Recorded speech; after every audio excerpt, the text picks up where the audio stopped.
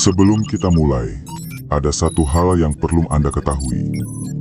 Video ini tidak disusun untuk ditonton sebagian dan tidak dirancang untuk dilewati.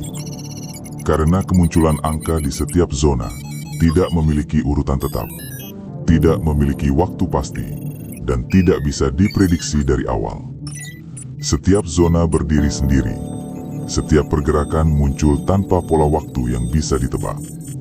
Jika Anda melewati satu bagian, Anda berisiko melewati inti. Karena di sistem ini, tidak ada bagian yang dibuat sebagai pengisi. Selamat datang di Zona Angka, sesi malam aktif. Di titik ini, kita tidak sedang mencari hiburan, dan juga tidak sedang mencari jawaban cepat. Yang kita lakukan malam ini, hanyalah memperhatikan, mengikuti alur, dan membaca pergerakan dengan tenang. Malam selalu memiliki caranya sendiri untuk bergerak. Ia tidak pernah tergesa, tidak memberi tanda, dan tidak menjelaskan apa yang akan terjadi berikutnya. Angka bekerja dengan prinsip yang sama. Ia tidak berbicara keras. Ia tidak menarik perhatian. Ia hanya meninggalkan jejak. Jejak kecil, halus, dan seringkali terlihat tidak penting. Namun bagi mereka yang cukup sabar untuk mengikutinya, jejak itulah yang perlahan membentuk arah. Jika Anda masih mendengarkan sampai di sini, berarti Anda tidak sedang terburu-buru. Dan itu sudah cukup, karena sistem tidak bekerja untuk mereka yang ingin cepat, tetapi untuk mereka yang bersedia memahami proses. Malam ini, kita tidak akan memaksa hasil. Kita tidak akan menarik kesimpulan lebih awal. Kita hanya akan membiarkan struktur bekerja sebagaimana mestinya. Zona 1 kita mulai tanpa tekanan. Di tahap ini, sistem tidak mencari hasil dan tidak menuntut kepastian. Zona 1 hanya bertugas mengenali ritme awal dari pergerakan yang sedang berlangsung. Pergerakan awal hampir selalu tampak sepele, seringkali tidak mencolok, tidak dramatis, dan tidak memberi kesan apapun. Banyak orang melewatinya karena terlihat tidak menghasilkan sesuatu yang jelas. Padahal, justru di fase inilah arah pertama biasanya terbentuk. Bukan sebagai jawaban, melainkan sebagai kecenderungan. Sistem mencatat bagaimana pergerakan ini bertahan. Apakah ia konsisten? Apakah ia berulang?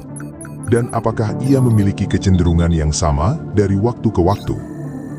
Yang penting bukan seberapa cepat ia bergerak, melainkan seberapa stabil ia mempertahankan polanya.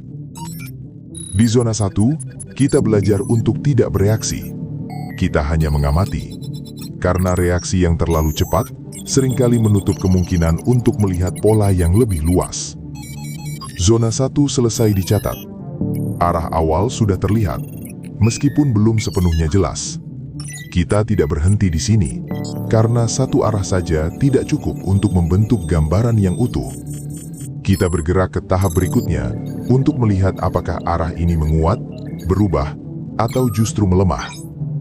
Zona 2 mulai bekerja ketika pergerakan tidak lagi berdiri sendiri.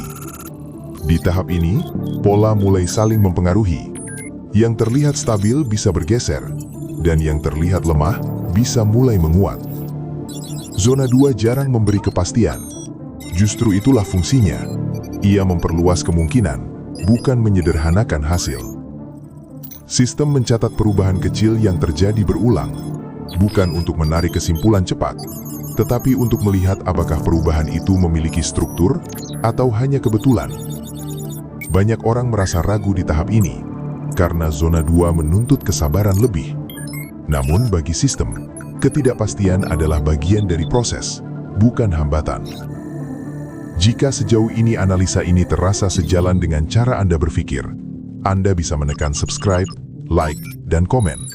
Bukan karena keharusan, tetapi agar sistem mengetahui kemana pembaharuan selanjutnya perlu diarahkan.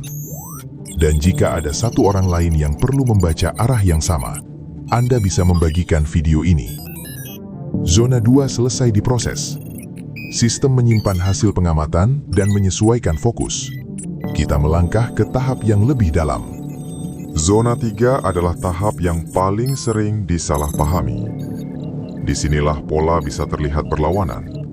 Apa yang sebelumnya menguat bisa melemah, dan apa yang tampak melemah bisa kembali stabil.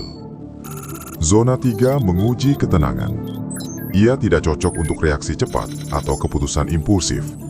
Ia hanya bekerja dengan baik ketika dibiarkan berjalan sesuai ritmenya. Sistem tidak mencari kesempurnaan di tahap ini. Sistem hanya ingin melihat apa yang bertahan ketika tekanan meningkat. Karena yang bertahan di zona 3 biasanya memiliki peran penting di tahap akhir. Banyak jejak lama mulai menghilang. Jejak baru muncul, tetapi belum sepenuhnya jelas. Jika Anda masih mengikuti sampai titik ini, berarti Anda mampu bertahan dalam ketidakpastian. Dan itu adalah kualitas yang selalu memiliki tempat dalam sistem. Zona 4 tidak menawarkan kejutan. Ia tidak mengubah arah secara drastis. Ia hanya memperkuat apa yang telah bertahan dari tahap-tahap sebelumnya. Di sini, sistem tidak lagi mencari variasi. Sistem hanya memastikan apakah struktur yang terbentuk cukup stabil untuk dipertahankan. Tidak semua hal perlu dipercepat. Tidak semua hal perlu disimpulkan secara terbuka. Terkadang, memahami arah saja sudah cukup. Semua zona telah diproses. Sistem mencatat arah yang terbentuk malam ini. Output terkunci. Sistem masuk ke mode diam. Pantau terus channel ini, karena pola-pola berikutnya tidak akan muncul dengan pemberitahuan. Ia tidak bisa ditebak dan tidak bisa dijadwalkan. Ketika sistem membuka jalurnya kembali, sinyalnya akan muncul dengan sendirinya tanpa waktu yang terduga. Tetap tenang, tetap siaga. Kita bertemu saat pola berikutnya terbuka.